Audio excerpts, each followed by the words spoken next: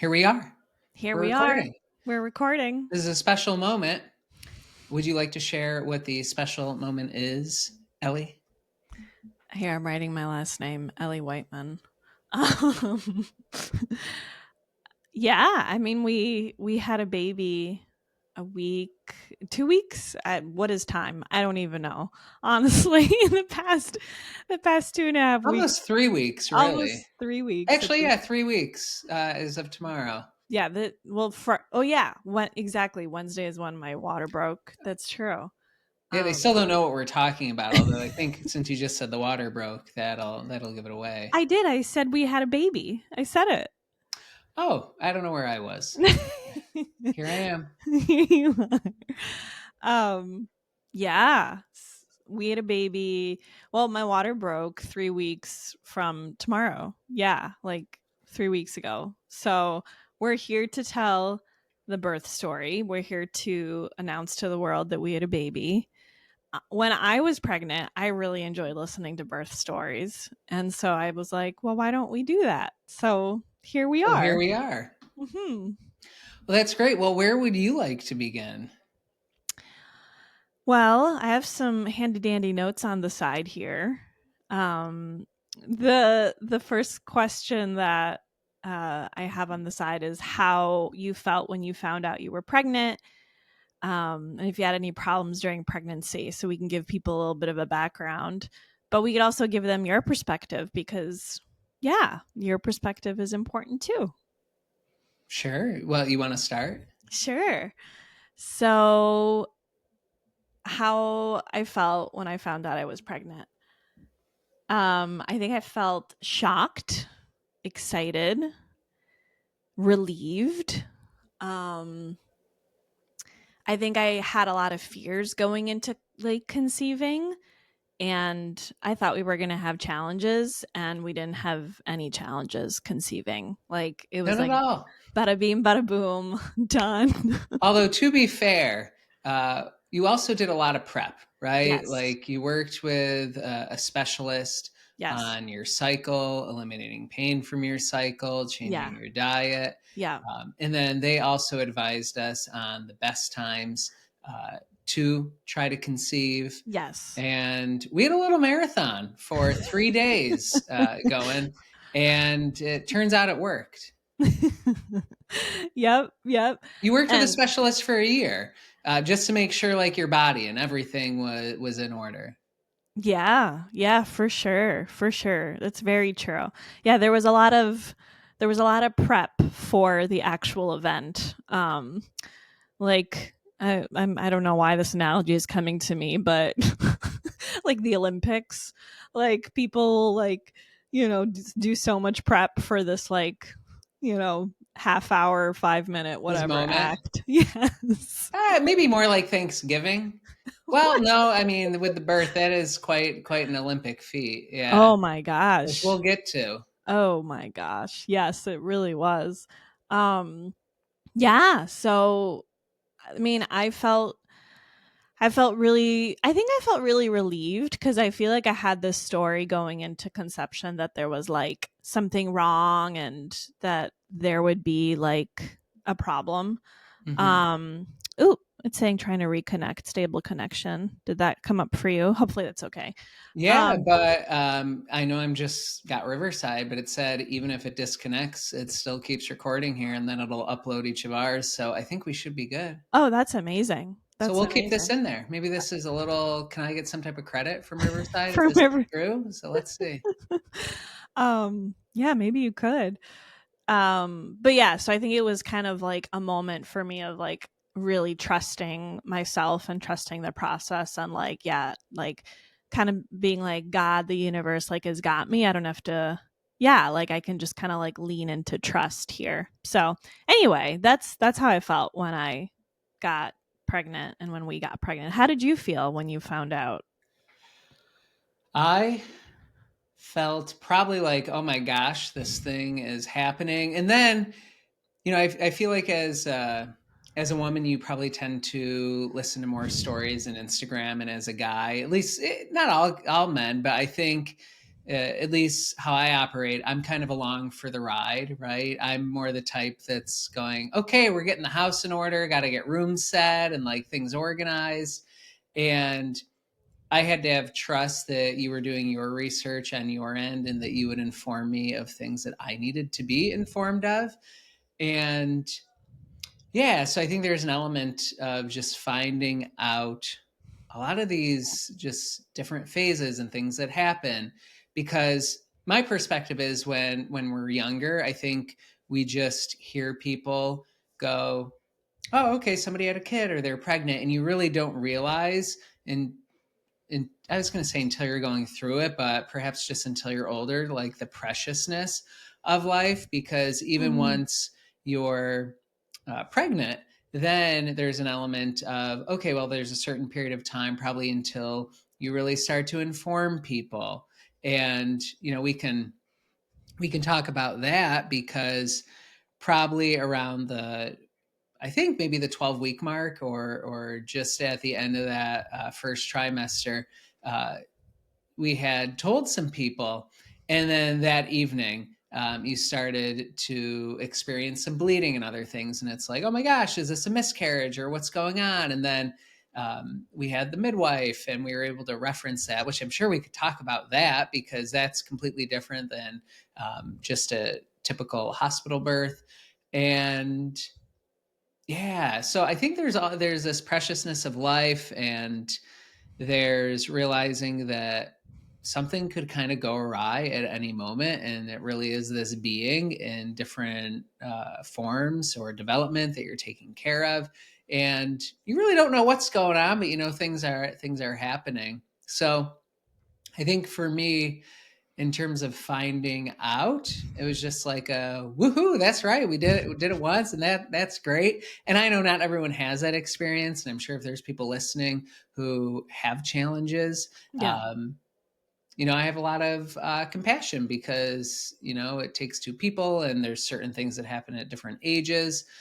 So I'm really grateful that we had the experience that we had, and I also see people that even among the challenges, there's lots of opportunity, lots of support that I think is developing and becoming available. So I think that's wonderful. But in terms of our journey, we're both very fertile, apparently, and yeah, I think it's wonderful and exciting, and yeah, I could go on and on. So I'm going to let you. What's next? No, I love what you shared. Yeah. Yeah. Yeah, and like I like what you're saying about the preciousness of life and all of it, because yeah, we'd kept it like to ourselves for, yeah, I guess, like almost the whole first trimester.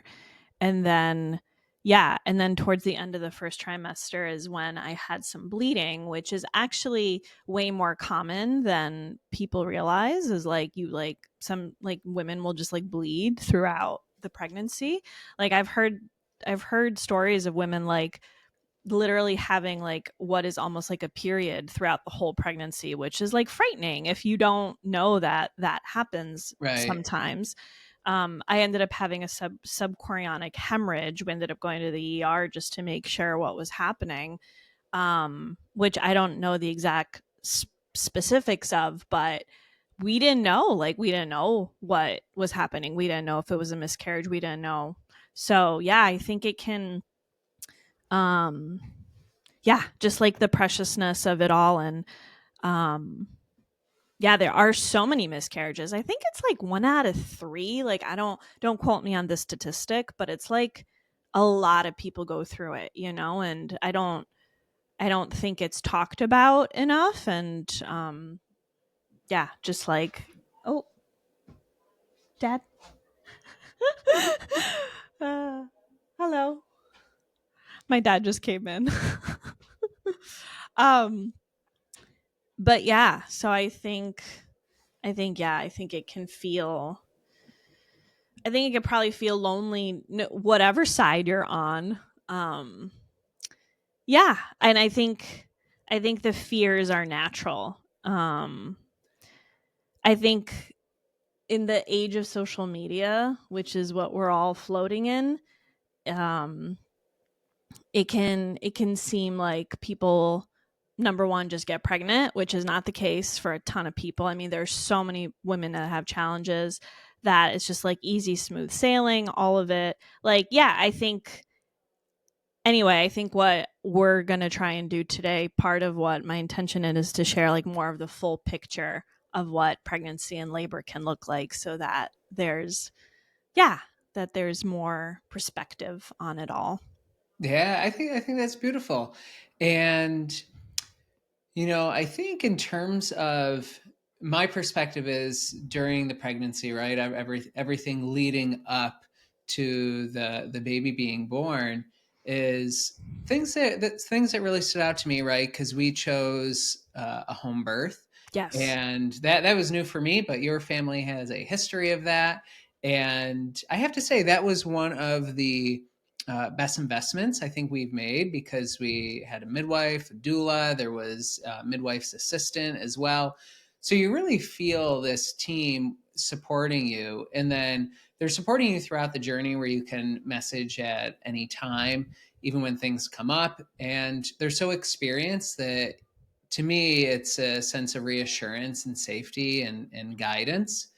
And Definitely. at the same time, the doctor's visits, right, were probably an hour, maybe some of them an hour and a half with the midwife. And to me, I think a lot of people, I was talking to my barber today that we had that we had our baby, and he was saying how they worked with someone, and then when it was actually time for the birth, it wasn't their shift or they weren't on call, and Right. so somebody else completely different delivered the baby.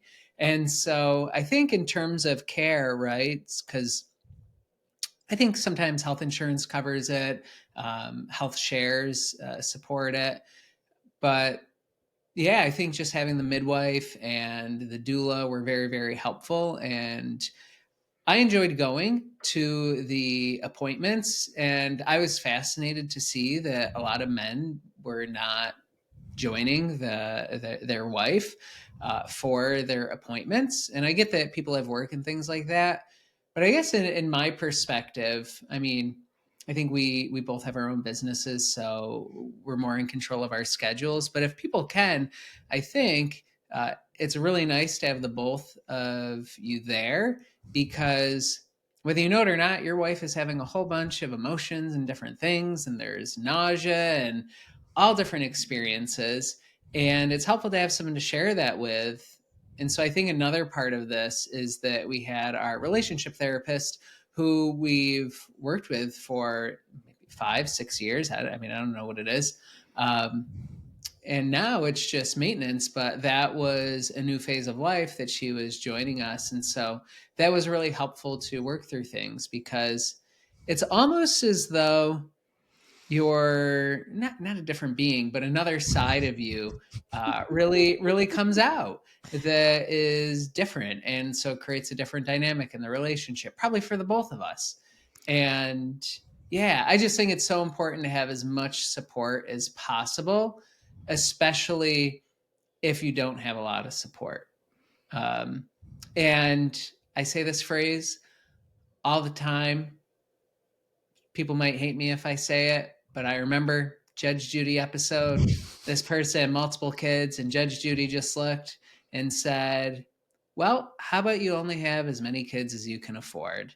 Um, and yeah, have as many kids as you can afford, and have as much support as you can afford. Because to me, I'm the type of person that I love as much support as possible. So if anyone's listening, I think do not be afraid to invest in support because it'll help you operate at your best. It'll help your significant other operate at their best. And it's going to make for a much smoother experience. Definitely. Yeah. Yeah. And first trimester was, I think, harder for me than any other time of the pregnancy, even third trimester, where it was this like beautiful big belly of baby. Like first trimester, I think my emotions were all over the place. And I was also kind of like I felt myself really going inwards and felt very introverted and didn't want to like share as much, and which I think created some challenges because I think at different moments you kind of ushered me out of whatever. Not that it was bad that I was introverted. I think there's like a lot of women will react differently to pregnancy, but I've heard a lot of women like becoming more introverted once they become pregnant. Um and some women I'm sure like are like, no, let's just turn up the heat and go full blast on business. That wasn't my experience, at least in That was not your yeah. experience at all. I remember you uh before getting pregnant, you were like, you know what, I see all these women online. This is going to be my most profitable time. I'm going to be really going at business and doing all these things. And uh, nope, life had a different experience to deliver. Oh yes. And yeah, I think you were more, there's a difference between being more to yourself and introverted versus trying to process everything at a level of one. And there was an element where that was happening. So I would advise, and this is why I say having as much support as possible is useful, because we had actually taken a break from the Therapy. relationship Yeah. therapist. And then we just said, okay, yeah, no, this isn't going to work. We actually need a third party to just help us talk things out. Yeah. Um, Especially when someone is trying to operate at a level of one. But what I would love to just share with people is when this happens, because you don't know what the experience of pregnancy is going to be, Yeah. it's important to just think about, what does each person really do? Yeah. Because I don't think the pregnancy itself is overwhelming. It's almost as though you're dealing with nausea and other things, and so you're resting more and you need more Hormonal changes. hormonal changes, you need healing time for things. And so before you know it, I'm thinking of, oh gosh, we got to figure out dinner and dishes and all these other things. And not that I'm incapable of doing those things, those just weren't my top priorities previously, right? Right. It was other things. So in a sense, just recognize what both people really do as their roles in the relationship, because in a sense, someone's retiring from their role during different At phases. least on some level, like Yeah, at yeah. least on some level, Yeah. or at least not to the level that it was, or the Yeah. frequency. So there's just things like that to navigate. Right. And I think when, you're not feeling well and you have historically made the meals, and if we didn't have meal prep, it's like, okay, not only is this role not happening, but then we're both hungry and we're trying to, navigate these things. And so there's just a dynamic shift that I think is important to consider ahead of time that I hadn't thought of. Totally. Totally. And like basic human needs like eating and like yeah, take Sleeping. sleeping and different things, like all that changes throughout pregnancy and throughout, giving birth and the fourth trimester, which is what we're in right now. That's what they call like, the 3 months post giving birth is the fourth trimester is I yeah. didn't know that. Yep. This is like part of it all is yeah, having some of those basic needs there that if you're not operating at your full capacity, like there's some support there. Which we've been very lucky. I know we're jumping around a little bit, which is fine. I mean, we've been very lucky. My parents have supported us in a multitude of ways. And one of the ways is my mom has cooked us like so much Our good, freezer, uh, a not freezer full of freezer, food. freezers are full. Yes. And like she did that throughout the third trimester.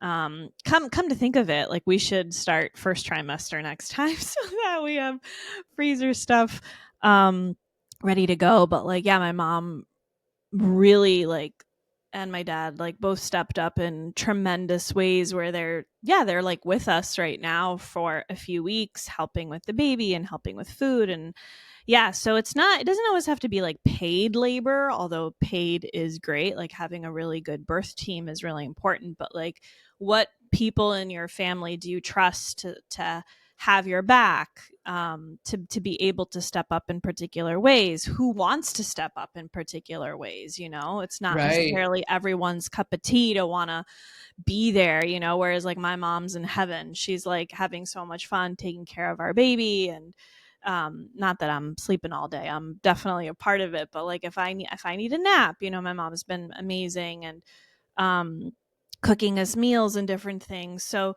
yeah, it's like the value of having your basic needs met, I think is underrated in the whole pregnancy, birth, postpartum process. Absolutely. And I think a couple things that are really important to share is one, we had talked about some prep stuff, or I probably say some things, and because you had that mindset, right, of no, I'm going to be great and I'm doing all the work, but then all of a sudden it kind of hits you like a ton of bricks. Yeah.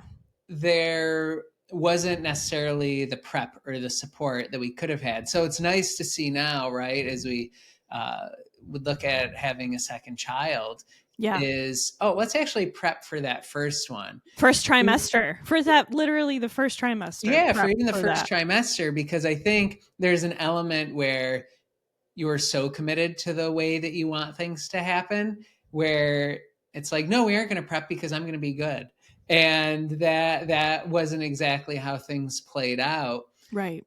But the other piece that I want to share is definitely choose the right support, because I talked to someone the other day who has their, well, who invited their parent to help, and they found that they're having to take care of their parent who was there attempting to help. Oh no. And so you want to really have the right people, right? Like, so this person is nursing and pumping and doing all these different things, and they thought they were going to have their parent there to help cook meals and help, but they're actually the one that is cooking the meals and trying to help. So you want That to sounds make like hell.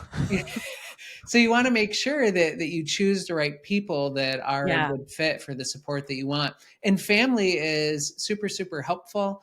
And yeah, just making sure that you do have the right fit, especially if you're choosing family to help you. Totally. And we like it's not like we haven't had certain moments of challenge come up with my parents, but we've been able to navigate it, I feel like, fairly smoothly, and be able to talk about the challenges just like you would when you have a relationship, when you're in a long-term committed relationship.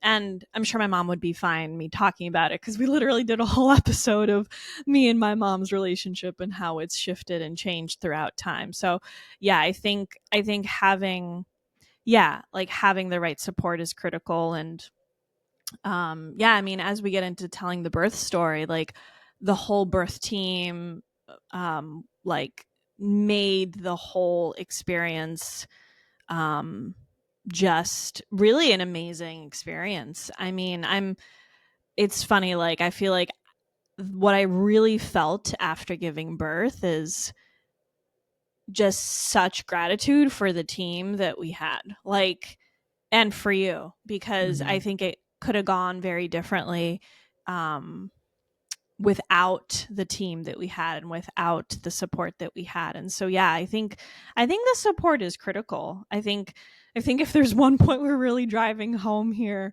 in this first part is having support. And I mean, this can translate into business as well. Is I think people do try and go at it alone, and um why? Like it just doesn't make any sense to try and figure something out. Even if you're a seasoned entrepreneur, if you're a seasoned, even if you've given birth before, it's like why not have an amazing support system? And um yeah, and like for me, stretching into that receiving and to know that I can just receive and be held and be supported, like yeah, I think that's been a huge lesson as well, is to just allow that in. And even if, like during the first trimester, when I felt like I was kind of a cocoon a little bit, you having the emotional intelligence that you have, we're like, this isn't going to work if you're not going to be open, and like you Mm. really um challenged me to actually share what I was moving through, because I was, yeah, I think, I don't know if it was like depressive, like, I don't think I had depression, but I think I kind of like, again, cocooned into myself, whereas yeah, before, like, actually sharing is the medicine, sharing whatever it is that Mhm. you're moving through. The emotions itself aren't the problem. It's not actually sharing them and being open with what you're moving through that's the problem. um you know Yeah. Well, I always think I remember I had a client, he referred to it as an emotional smoothie. It's just like all these emotions, and I think probably concerns or worrisome thoughts just about like right, what's happening and what that could mean, and really just keeping it to yourself. And there's when we keep things to ourselves, we aren't actually able to put it out in the light to see it, right, or see right. it objectively when we share with others. Um, and then two things that I just feel are important to share again. One is have the advanced conversations. I know that's something that we did with your family. Mm, And I think that's what has helped things be really smooth. And when there are challenges, we even had advanced conversations on when a challenge arises, how are we going to address it or how do we approach it? yeah, And I think that's been really useful. We really haven't had to do that much. I think maybe once or twice. And otherwise, it's been great. And the other part is, I think I'm thinking of that phrase I said before of only have as many kids as you can afford. And I think there's so many costs that come to pregnancy and kids that no matter what, it's going to add up. It's going to stretch you, and yeah, um, give yourself grace during that, because there's a difference between not having your shit in order, right, versus really being intentional and trying to have things in order and you're making things work. That's more my intention behind that, so I wanted to just mention that. Yeah. yeah. um should we talk about, I feel like we should enter into the story. We could keep going if you want, though.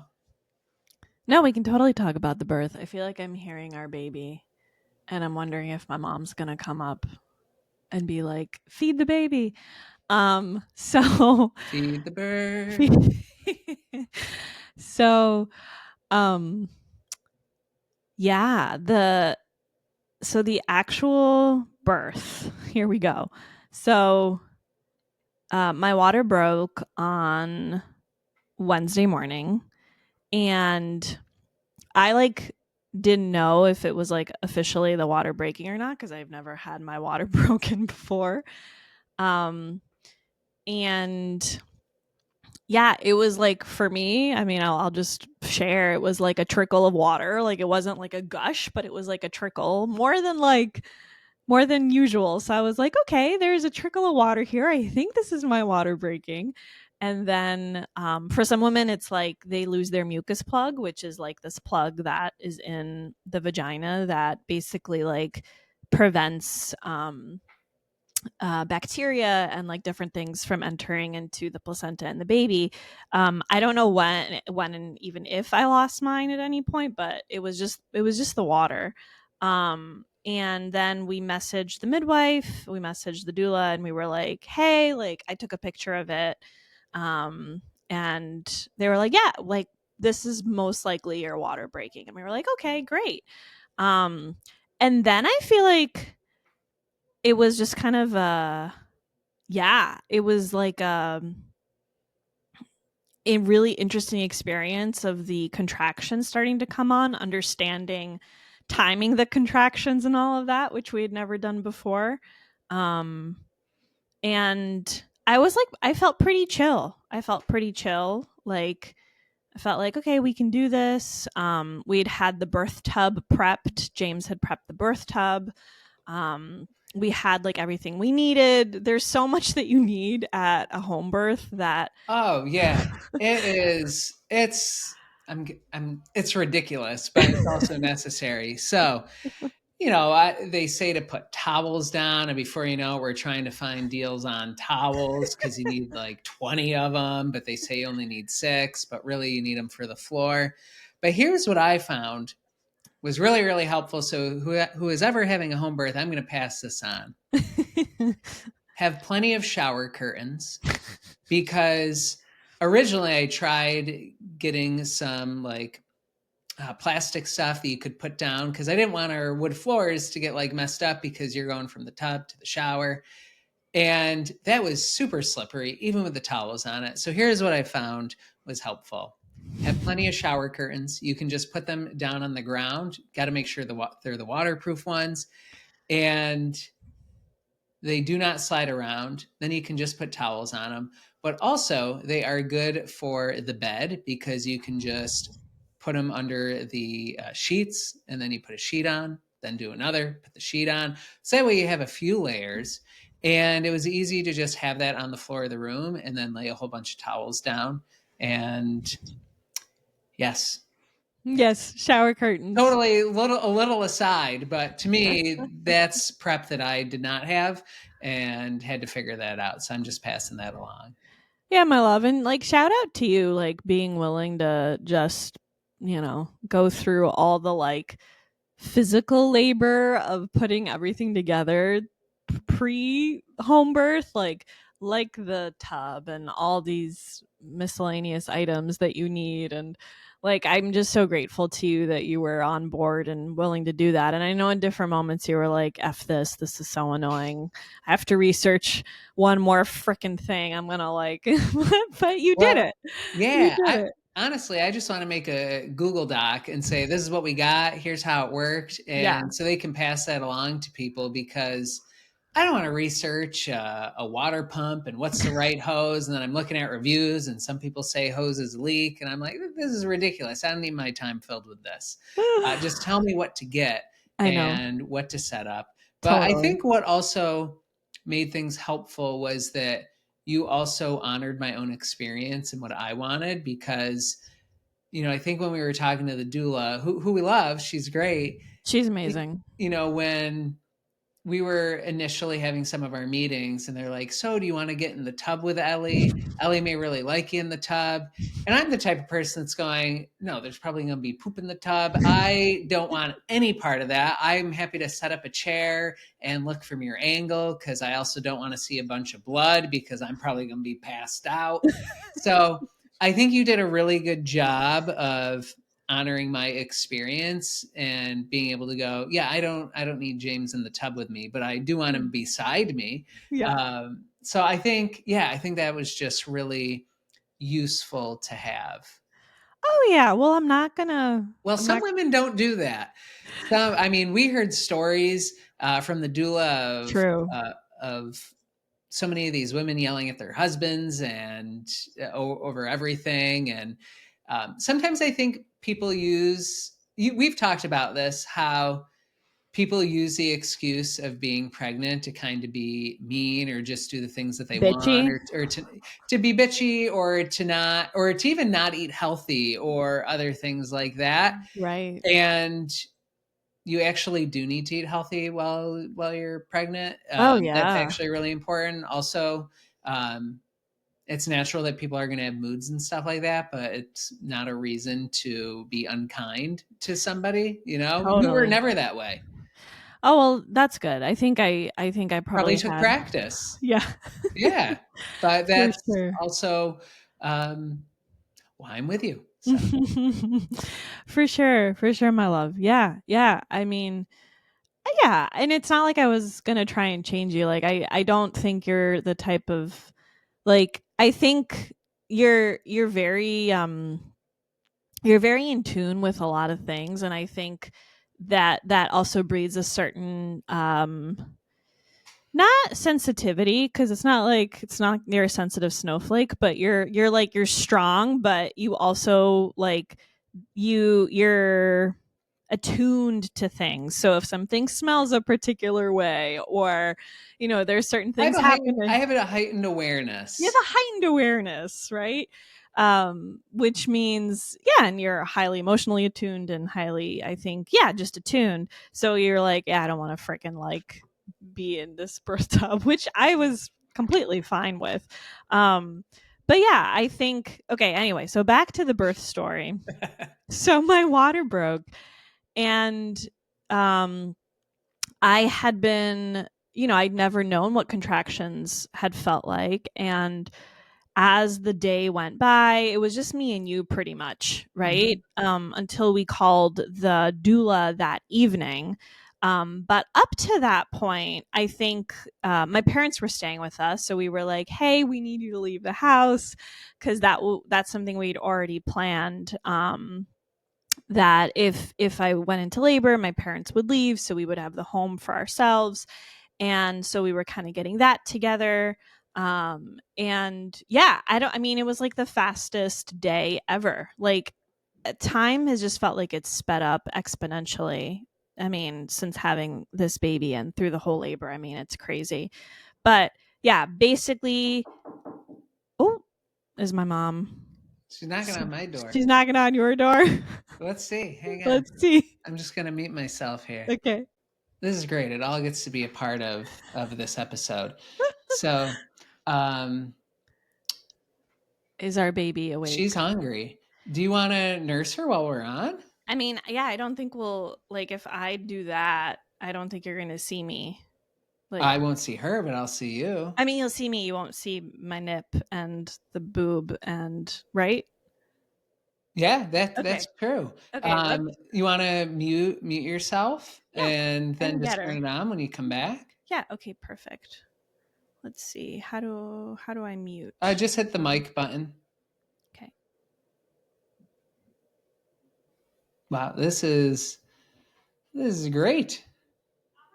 You guys are seeing all the behind the scenes or on the scenes stuff, and this is just a part of the process. Um, so this is really exciting. We will let Ellie get settled in. Oh, I see some movement on camera. Let's see what we got going on here.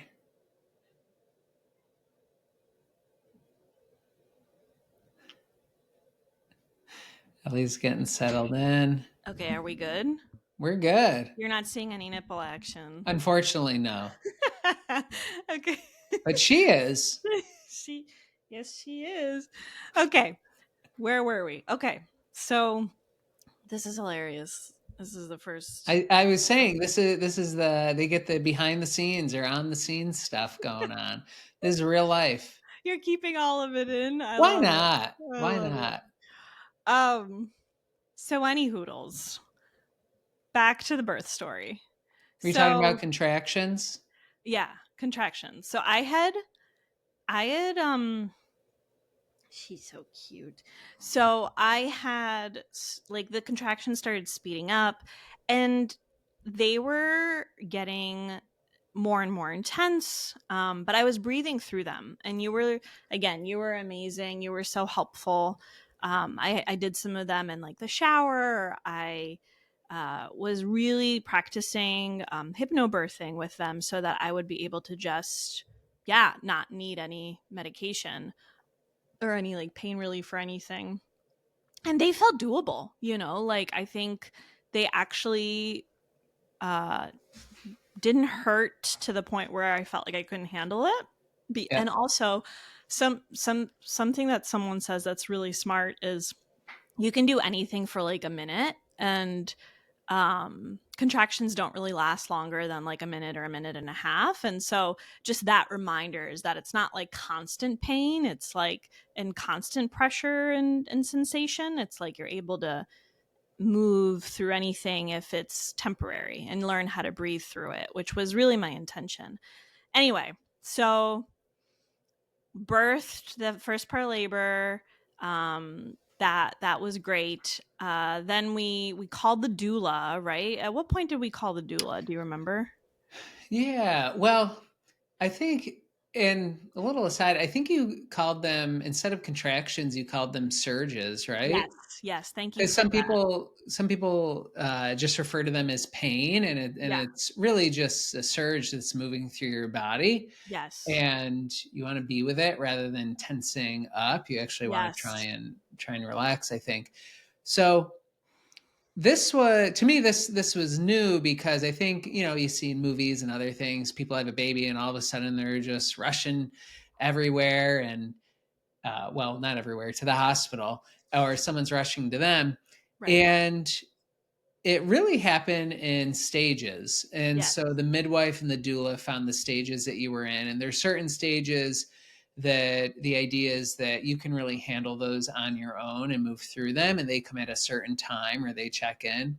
And so I believe the midwife perhaps came in the afternoon, Mm, and we talked to the doula, and then she ended up coming. Was it around like 1 a.m.? yeah, like 12 or 1. Yeah, Mhm. 12 or 1. So you were already probably, I don't know, eight, I can't speak, 15 hours, maybe 18 hours. Into the labor, yeah. Yeah. It was early Into, labor. I think it was, like, considered early labor.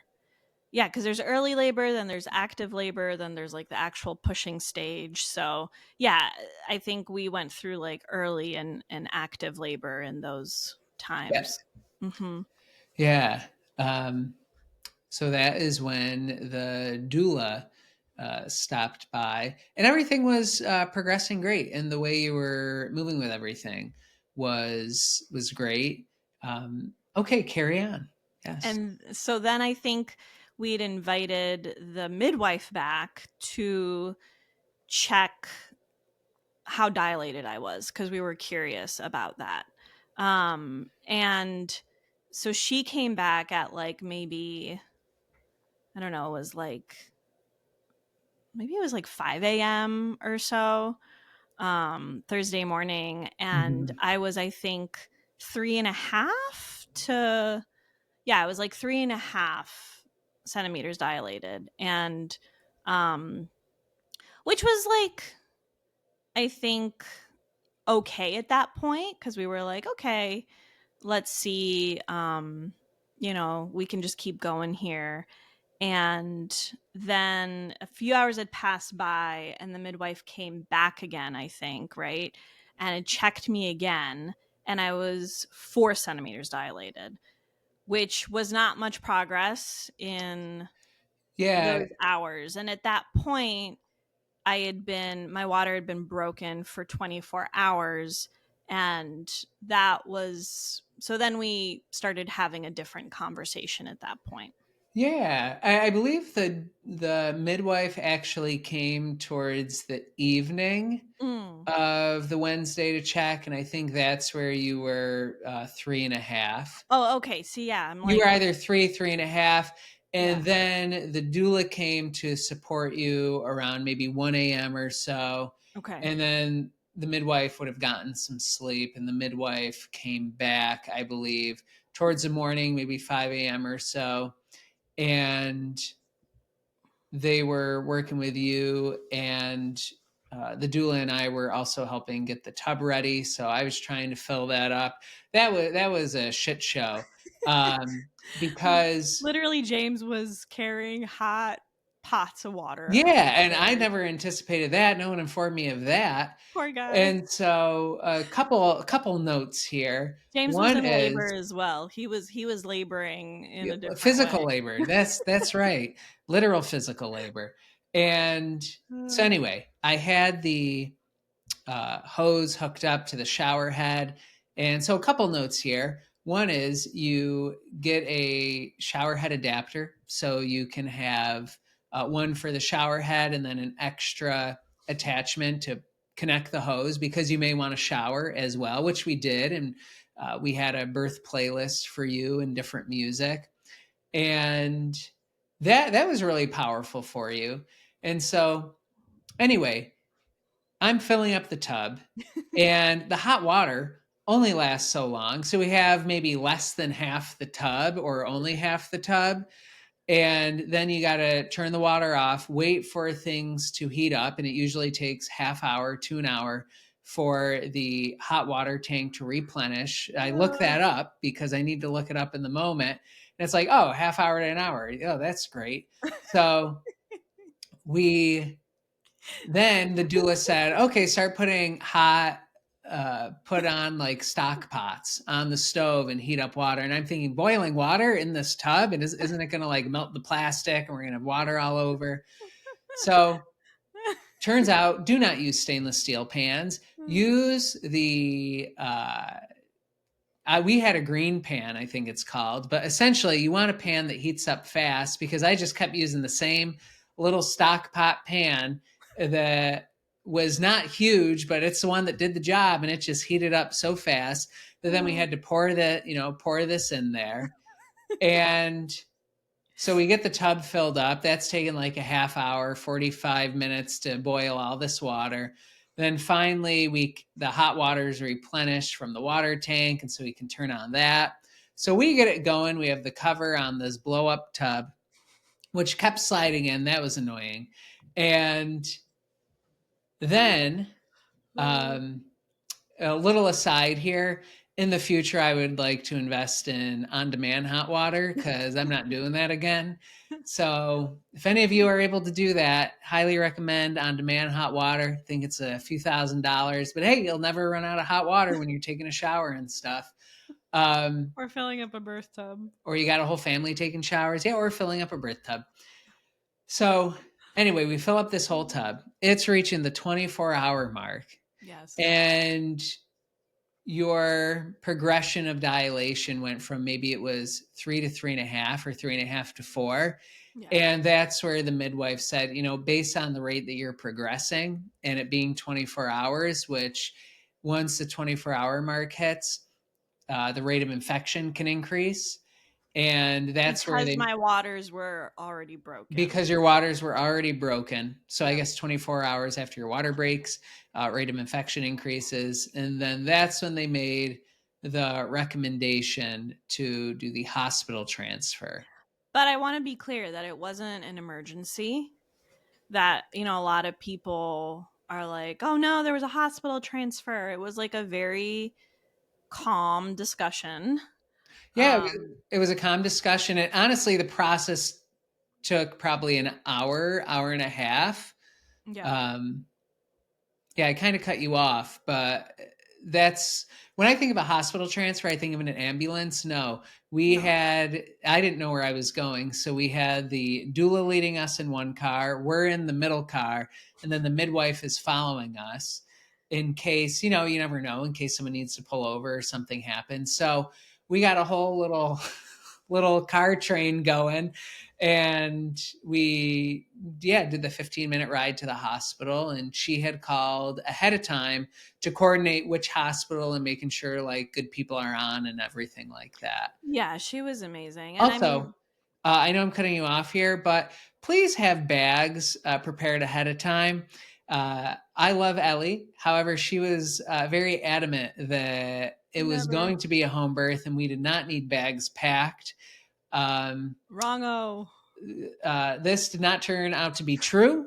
And we spent about an hour packing bags. And I have to share, by this point of 24 hours, I canceled my calls and it felt like we were traveling in Disney World. My feet were so sore because I'm just going up and down the stairs with the hot water, trying to make sure you're okay. So have a good pair of sneaks or something. And have a hospital bag packed because I was so adamant that we would never have a hospital transfer. And the truth is, they gave me the power to decide. It's not like my midwife was like, you have to go to the hospital right now. She's like, look, you've been up for 24 hours. You've been like moving through contractions for quite a while. It's not an emergency right now. And like, basically it could become something more serious if, like with the infection or Yeah, I don't actually know the other risks that were there, but yeah, I mean, I at that point I was like, "Oh, I just like want to sleep," but I didn't feel like I could do that at home in a way that would have felt relaxing because the contractions were moving through. Who knows, like maybe next home birth, because I'd like to try for another home birth.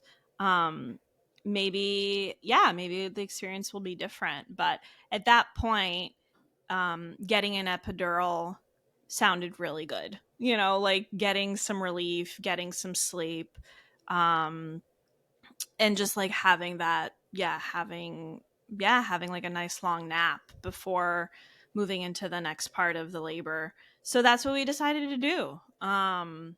And like I had never in my mind thought I would have a hospital transfer, hence why I was like, no, we don't need anything, we don't need a hospital bag, blah blah blah.